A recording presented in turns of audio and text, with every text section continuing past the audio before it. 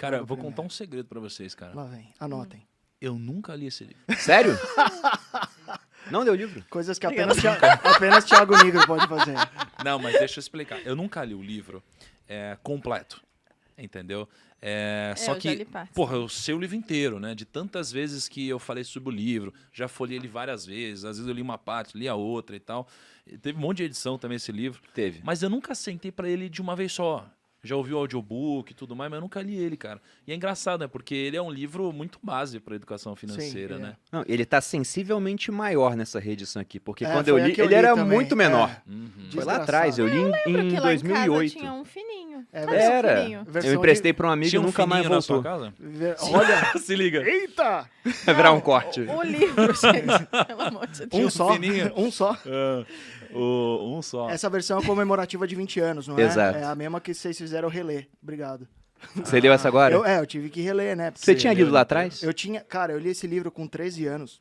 Nossa, você leu esse livro super novo. Cara, 13 ou 14 anos, Dia das Crianças. O meu pai é um cara super nerd e ele me deu esse livro. Quando que era isso aqui? Ano que era? Cara, eu não sei, velho. Eu tô com 33, alguém tem que fazer a subtração. 20 Foi anos, quando 2000. empurrou, Então, tinha olha acabado de só, lançar. mas Foi no quando ele virou final best-seller. ele Tinha tem, acabado de tipo, virar. um resumão no final aqui. De cada capítulo É, ele tem um de cada Eu resumo. só descobri capítulo. isso depois que eu perdi meu Sacanagem. fim de semana lendo 376 páginas. Obrigado, Manu.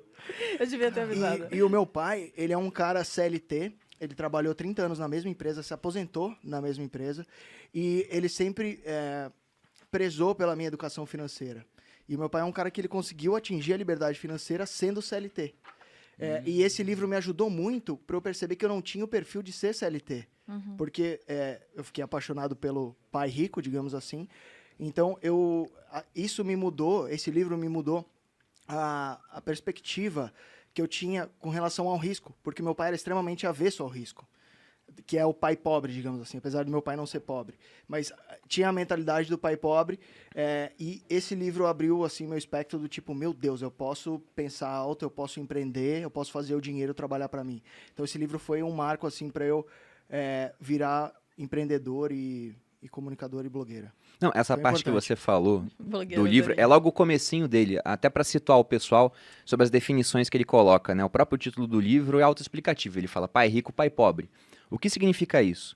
O Kiyosaki é americano, ele é do estado do Havaí, para quem não sabe, o Havaí faz parte dos Estados Unidos, apesar de ser um estado totalmente deslocado. Um pouquinho longe só. Isso. E o Kiyosaki, ele fala que o pai dele era uma pessoa extremamente inteligente, super instruído, era um cara que ele trabalhava no governo do Havaí, só que era um cara que não sabia lidar com o dinheiro. E logo quando ele era pequeno, teve um fim de semana que os amigos dele foram passar um tempo numa casa de praia, e ele não foi. E aí os amigos dele falaram assim, você não tá convidado porque você é pobre. Crianças, né, cara? Sacanagem. Crianças são muito foda. Crianças são cruéis, eu né? passei por isso, cara. A muito criança é muito cruel. Se você não tem um olho, a criança vai falar, eu não gosto de você porque você não tem um olho. eu Criança é não assim, vou cara. dançar quadrilha É com verdade, você porque você não tem a mão. Exato, isso, é né? esse tipo de coisa. Então, crianças são extremamente cruéis. Ele falou que depois disso ele foi falar com o pai dele, e o pai dele, o pai pobre que ele fala, e até deixando bem claro, ele fala que ele gosta muito do pai, que ele é grato ao pai, mas ele diz que é o pai pobre porque ele tinha essa mentalidade pobre, não pensava em dinheiro. Falou, bom, você tem que usar a sua cabeça, tem que começar a fazer dinheiro. E de fato ele tentou fazer dinheiro com um amigo. Ele pegou embalagens de pasta de dente e pasmem, né? Na década de 50, que foi quando isso aconteceu, a embalagem de pasta de dente era feita de chumbo. Meu Deus. Pois é, E deixaram a criança derreter chumbo. exatamente. Aí ele e o amigo dele Tá certinho. Não dá câncer, não. montaram uma mini siderúrgica pra derreter chumbo e tentar cunhar moedas, né? Aí quando o pai pobre dele viu isso, apresentou pra ele o conceito de falsificação. Hoje em dia ele poderia fazer isso com criptomoedas, criar sua própria moeda. Sim. Mas aí o pai dele falou, por que você não procura o pai do seu amigo, do Mike, que ele é um cara que ele sabe ganhar dinheiro. Ele é o pai rico da história. Só que o ponto é que quando ele tinha 9 anos, tinha esse cara que era o pai rico dele, mentalidade rica, e tinha o pai pobre dele, uma mentalidade pobre.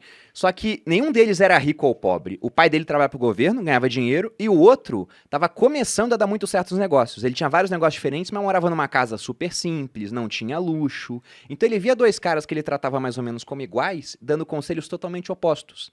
Aí depois ele foi vendo que os conselhos de dinheiro do pai rico faziam mais sentido. E o livro vai se desenvolvendo assim, mostrando como é que foi a instrução que ele teve e as principais lições que ele tirou desse pai rico.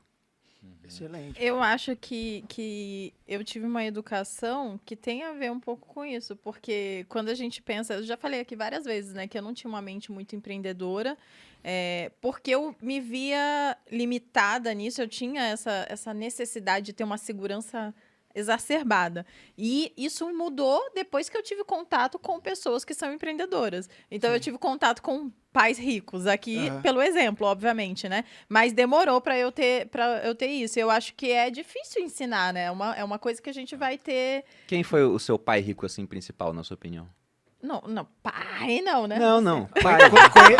Conhecido, Foi uma outra conhecido. coisa, no caso, Sim. não era pai. Mas era o exemplo que você me ajudou a enxergar, com certeza. Não, a Malu mudou muito depois que a gente começou a ficar junto. E isso até acabei contando no podcast do Joel. Porque uma das coisas que destravou a Malu foi um evento. E Que desse não foi evento esse. foi baseado o livro Os Segredos da Mente Milionária. E a Malu Isso. começou a entender muito mais a parte de venda, concordar com isso. Isso. Mas, cara, você tá falando uma coisa muito legal, que é sobre aprender, né? Ele aprendeu com o pai rico dele, né? E eu acho que tem uma sacada... Eu tô tentando tirar sacadas não óbvias aqui, tá? Tem uma sacada que acho que ajudou ele a aprender, que é uma sacada que tem a ver com uma passagem de Jesus, né? Tem uma passagem na Bíblia que Jesus ele diz o seguinte, ó. Ele fala assim, pois como ele mesmo disse, um profeta não é respeitado na sua própria terra. O que significa isso? Significa o seguinte, Jesus estava muito tempo no lugar, ele falou, cara, eu tô há muito tempo aqui, o profeta não é respeitado na mesma terra. Aí ele se mudou. O que significa isso? Que a gente tende a olhar com mais autoridade quem está mais distante da gente. Então isso aqui tem muito a ver com, por exemplo, a dificuldade de você ensinar seu filho sobre dinheiro. Isso aí tem a ver com, por exemplo, as pessoas aprenderem com a gente quando enxergam a gente num canal de YouTube. E falam, nossa, olha como ele é foda. Mas quando tá do seu lado, você não reconhece. Tem a ver com, por exemplo, num evento, você ter olhado pro evento, olha que legal o T. Harv Eker, olha que legal. Então, o pai dele era o pai pobre nesse caso, né? Só que o pai dele tinha dinheiro. E aí chegou o pai rico, entre aspas... Tinha dinheiro classe média, digamos assim, né? Exato. Mas não é uma vida que você vai reclamar, né? Agora, você olha para alguém de fora e fala, olha como a vida é muito mais legal. Então tem um pouco do viés também.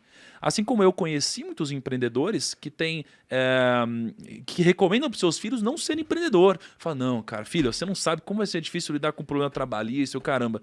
Então eu acho que também tem uma junção de fatores que ele não tinha um pai empreendedor, olhou para alguém que era diferente e falou, não, é aquilo que é melhor, porque a gente tende a admirar muito mais o que está distante. Né? E aí, obviamente, pegou nos vieses dele e fez sentido para ele. Eu não estou dizendo que eu discordo, não, eu concordo com essa visão do livro, mais empreendedora. Mas eu acho que tem esse fato que é importante na nossa vida que a gente tem que tomar cuidado. Porque às vezes a solução está do nosso lado e a gente só quer enxergar o que está distante. Né? É difícil mudar parentes, por exemplo, por conta disso, né? O pessoal... Sei lá, hoje na minha família é diferente. O tio do terreno, que é contra fundos imobiliários. Pois é, então você pega, por exemplo, quando você começa a fazer sucesso em rede social, tem gente que é impactada por isso e você consegue atingir aquela pessoa. Mas para sua família, você sempre vai ser o filho, o sobrinho, aquela criança que eles viram crescer, então demora mais você ter autoridade.